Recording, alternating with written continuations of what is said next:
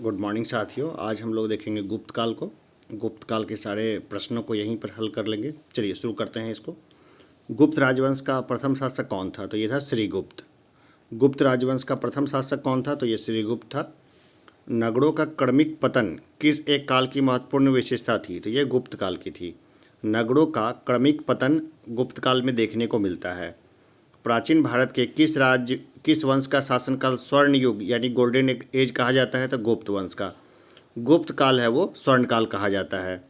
गुप्त वंश ने किस अवधि तक शासन किया? ये 275 से लेकर 550 ईस्वी तक शासन किया। गुप्त वंश ने 275 से लेकर 550 ईस्वी तक शासन किया।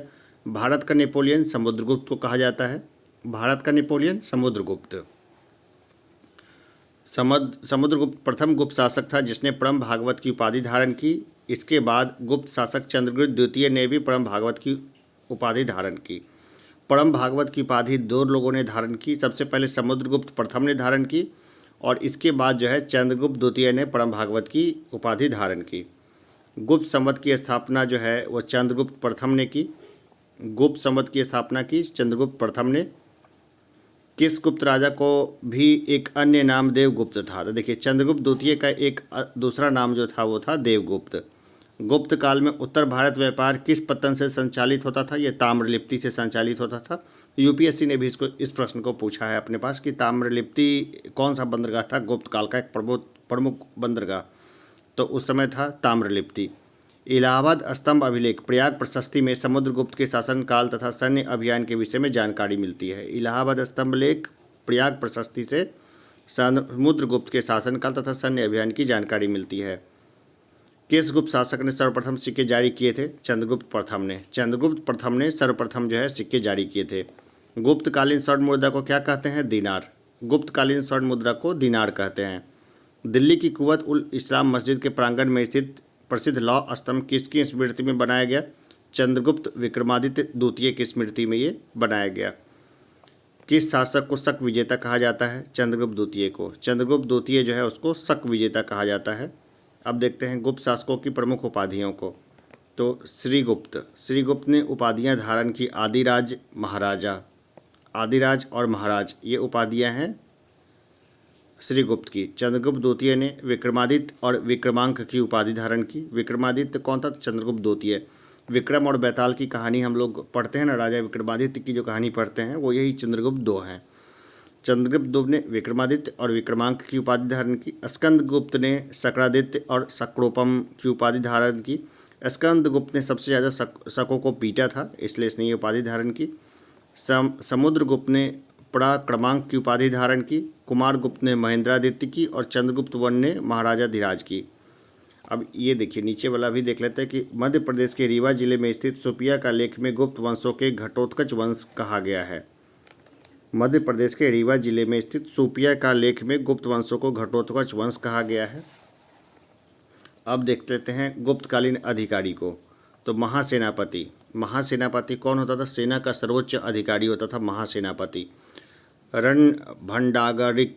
रणभांडागरिक कौन था? तो सेना की आवश्यकताओं की पूर्ति करने वाला प्रधान अधिकारी होता था। देखिए भंडार आ गया ना, तो सेना की आवश्यकताओं की पूर्ति करने वाला प्रधान अधिकारी। महासंधि विग्राहक युद्ध व शांति का प्रधान।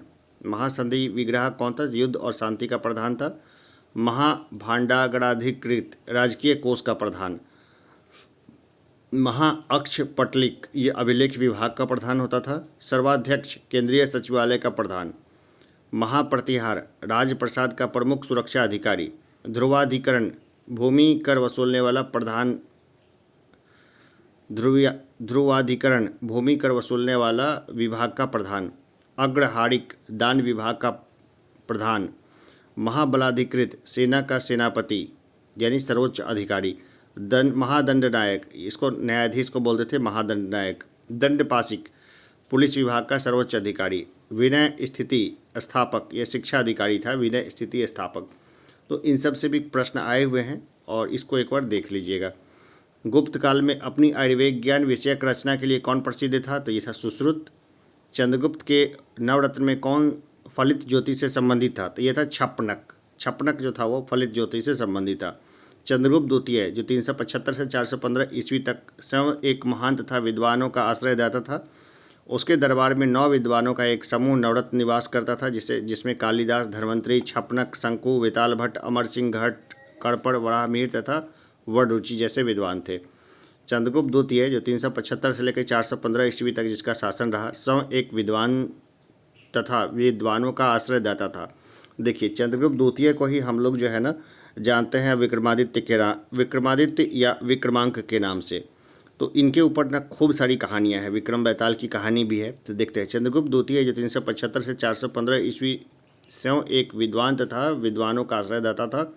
उसके दरबार में 9 विद्वानों का एक समूह नवरत्न निवास करता था। इसमें कालिदास, धन्वंतरि, छपनक, शंकु, वेताल भट्ट, अमर सिंह, घट, कड़पड़, वराहमिहिर तथा वररुचि जैसे विद्वान थे। शक एवं गुप्त संवतों के मध्य कितना अंतर है? 242 वर्ष का अंतर है। शक तथा गुप्त संवतों के मध्य जो है 242 वर्ष का अंतर है। गुप्तकालीन रजत यानी चांदी मुद्राओं को क्या नाम दिया गया? तो रूपक नाम दिया गया। गुप्तकालीन रजत मुद्राओं को क्या नाम दिया गया? रूपक। रूपक क्या थे? तो चांदी के सिक्के थे। कुमारगुप्त कालीन मंदसौर अभिलेख में किस श्रेणी का उल्लेख किया गया है? तो तंतुवाय का। तंतुवाय का जो है वो उल्लेख किया गया है। एक प्रश्न का जवाब दीजिए। अभी जस्ट हमने पढ़ा है, गुप्त शासक ने सर्वप्रथम सिक्के जारी किए, किसने जारी किए? और एक और जवाब दीजिए कि गुप्तकालीन स्वर्ण मुद्रा को क्या कहते हैं? अभी तुरंत मैंने बताया है, गुप्तकालीन स्वर्ण मुद्रा को क्या कहते हैं और किस गुप्त शासक ने सर्वप्रथम सिक्के जारी किए? देखिए, चंद्रगुप्त प्रथम ने सर्वप्रथम सिक्के जारी किए और सोने के सिक्के को बोलते थे दीनार और चांदी के सिक्के को बोलते थे रूपक। गुप्तकाल की कृषि व्यवस्था का महत्वपूर्ण लक्षण क्या था? तो देखिए, सामंतवाद का प्रारंभ हो गया था गुप्तकाल में। और अभी देखिए, गुप्तकालीन भूमि का वर्गीकरण हम लोग देख लेते हैं कि क्षेत्र और खेती। क्षेत्र को बोलते थे खेती करने योग्य भूमि। क्षेत्र जो होता था वो होता था खेती करने योग्य भूमि। वास्तु होता था निवास करने योग्य भूमि। खेल होता था जो भूमि कृषि योग्य नहीं होती।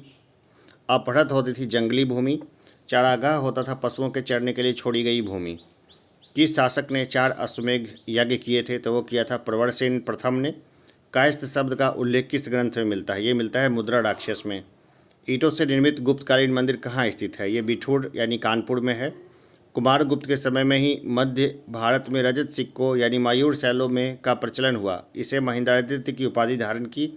नालंदा विश्वविद्यालय की स्थापना कुमारगुप्त के शासनकाल में की गई थी।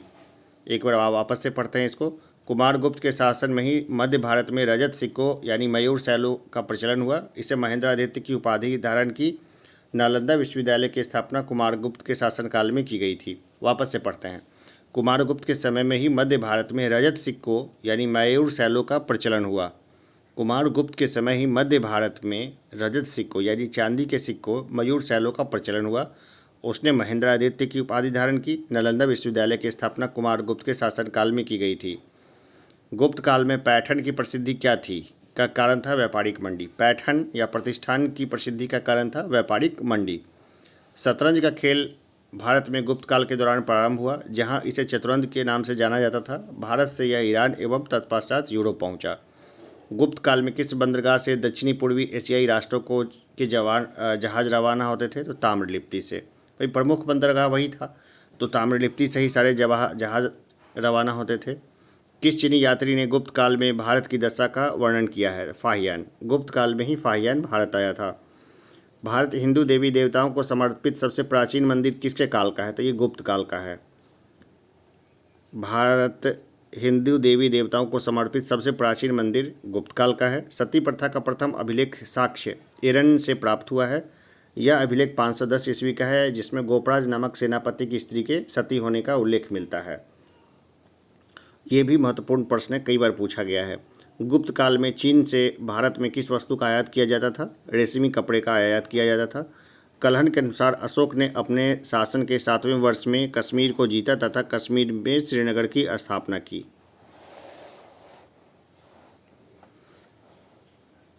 गणराज्यों के अंत के लिए कौन उत्तरदायी था? तो ये था समुद्रगुप्त। गणराज्यों के अंत के लिए उत्तरदायी था समुद्रगुप्त। गुप्त काल का प्रसिद्ध खगोल शास्त्री था आर्यभट्ट।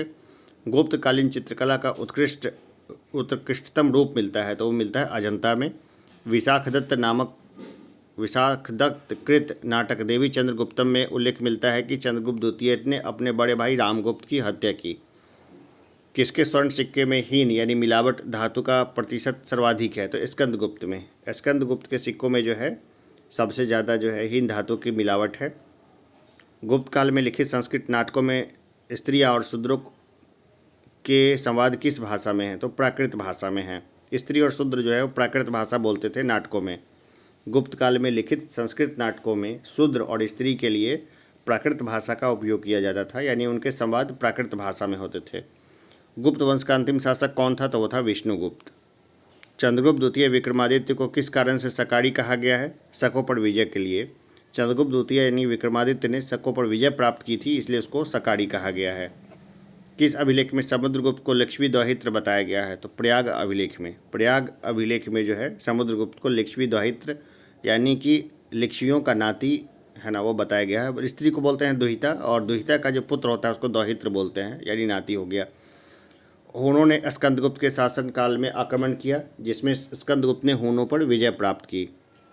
गुप्त काल की श्रेणियों में सबसे बड़ी जिसकी शिल्प श्रेणियाँ सदस्य थी को क्या कहा जाता था? निगम। गुप्त काल में श्रेणियों से बड़ी संस्था जिसकी शिल्प श्रेणियाँ सदस्य थी को क्या कहा जाता था? निगम कहा जाता था। अग्रहार से क्या तात्पर्य था?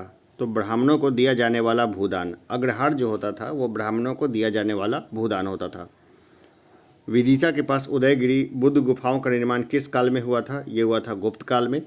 वराह गुहा का निर्माण किस देवता के सम्मान में करवाया गया था? तो ये करवाया गया था भगवान विष्णु के सम्मान में।